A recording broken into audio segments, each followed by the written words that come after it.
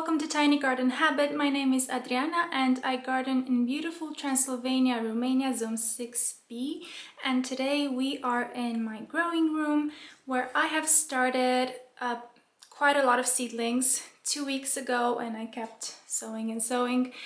And most of the seedlings have germinated, but I have encountered some problems that I want to show you so that we learn from these mistakes together. So without further ado, let's get started and let me show you what I have on these shelves right here. So the first problem I want to address is poor quality seeds.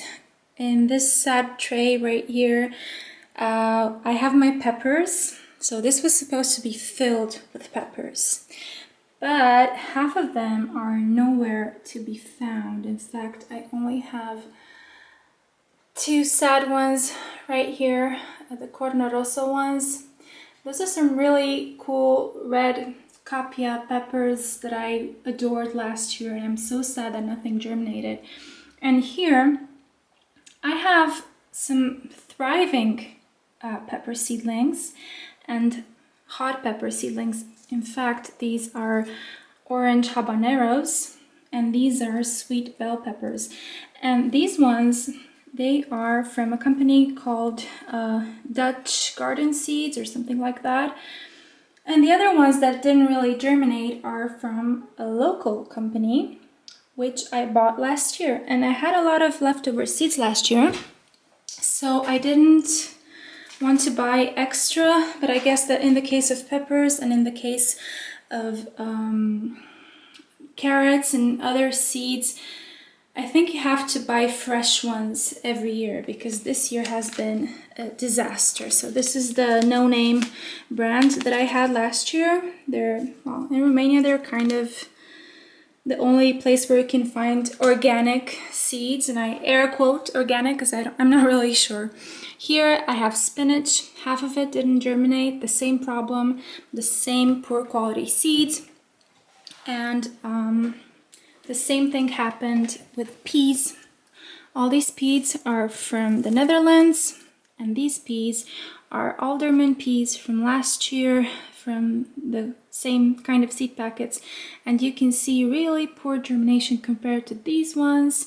And also the dill isn't doing very well.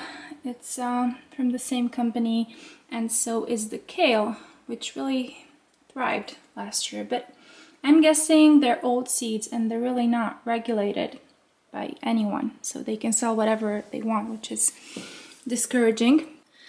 Obviously, I will be germinating my peppers again, the ones that didn't germinate. I already ordered some seeds from a better company, and they will be a little late to the party, but they'll catch up. So if you run into germination problems, don't despair and just start again.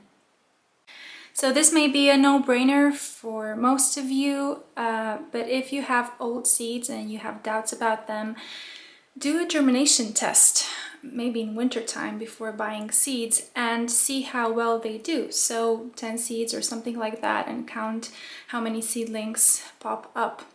I should have done that with my peppers, but I really didn't expect such poor germination to happen with my other cold hardy crops. So lesson number 1, I guess, is see that you source your seeds from a reputable company. So the second problem I encountered was leggy seedlings, particularly leggy beets and leggy Swedes. These are my second batch, and I'm going to show you what happened to my first batch in a second. But the rest of them were fine. So by comparison, this is how seedlings are supposed to look like. These are radishes, multi-sown, and look how stocky and strong they are.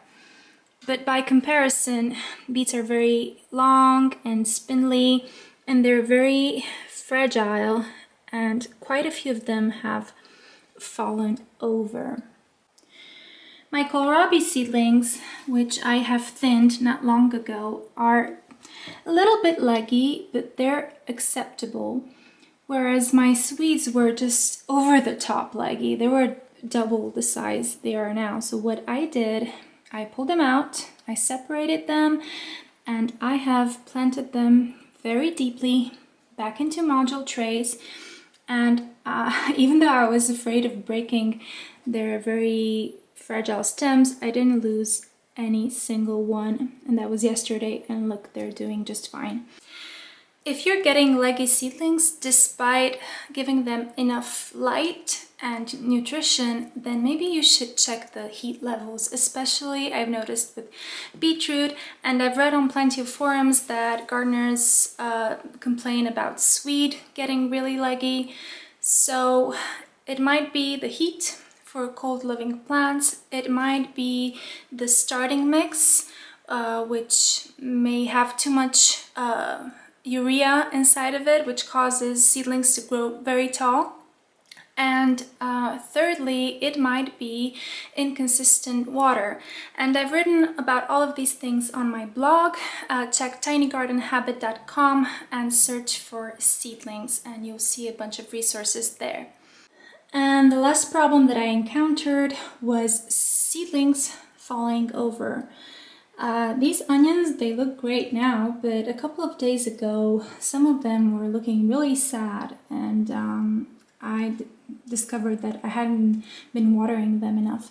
But since I got back into a good watering routine, they seem to be just fine.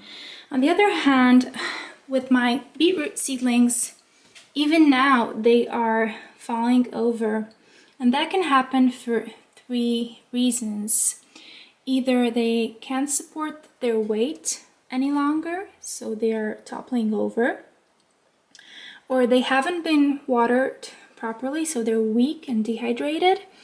Or reason number 3 could be damping off disease, and that's why these modules are empty here, because I pulled a couple out to check for damping off disease. So with damping off disease, it might be best to just start over, because if the plants are affected, there's really no coming back from that. But even with seedlings that seem sickly and have stunted growth, it's good to start over, because healthy seedlings will always grow faster than sick ones. And that's what happened with my beets. I have since sown a second batch, and I will place it in a cool part of the house and see if it does any better. Before we get into seedling care, if you're finding this video useful, please give a like and subscribe to my channel. It really helps it grow and it motivates me to keep doing these videos. Now, when it comes to seedling tasks for seedlings of this age, there are a few things I could be doing. One is thinning. The second one is pricking out lettuce. And the third one is transplanting leggy seedlings. So let's start talking about thinning. I have here a couple of rows of zinnias and some sunflowers, and I've sown obviously more than I need.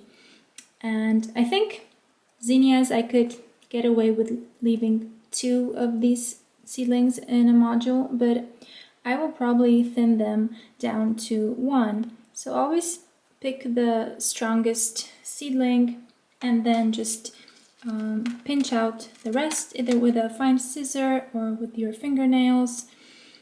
And in the end, you want your flowers to just be 1 seedling per cell, like my kohlrabi here. So that's the case with plants that like to have the entire module for themselves, so to speak. But not all plants work like that. You can multi-sow certain plants, like a beetroot, which is looking kind of sad, so let's not give this as an example. Radishes can be multi-sown, and you can see here that I've sown radishes in clumps, and I'm going to leave them in clumps. But what I've noticed is that when they grow, the optimum amount of radishes in a clump is about 3 to 5. So if I find any clump that has more than 5 radishes, like this one, 2, 4, no, it's 5, I'm going to thin them. So this is the principle of multi-sowing, where the plants grow together and they push each other apart. You can multi-sow peas in clumps of 2 like these ones here. You can multi-sow spinach in clumps of 2, and obviously you can multi-sow bunching onions. These are onions for greens, and they're in clumps of 8, 9 seedlings. And another thing that I'm multi-sowing are onions, which aren't great at germination right now, but you can see that they're in clumps of 4. At this young stage, we can also transplant leggy seedlings. We don't have to start over when we have these kind of seedlings because they can still be saved. I have here some sweet seedlings that I am simply going to plant deeper in another module. So take the strongest seedling, poke a deep hole inside your module, and then do your best not to snap the stem, but kind of just gently push it inside in any given shape or form, and then cover it with soil. And this is your brand new Swede that has the proper height. Pricking out lettuce seedlings and moving them in larger containers or in modules works pretty much in the same way as with Swedes. So gently displace some of the seedlings, pick a strong one and place it inside a module, just like we did with the Swede. So it's not much of a difference. We do this with lettuce because we are saving a lot of space by starting our lettuce in a small container like this. Okay, this has been my seedling update for you. This has been my first batch of seedlings, and as you can see, they already require a lot of care. Hope you have learned something, and I'll see you in the next video. Bye.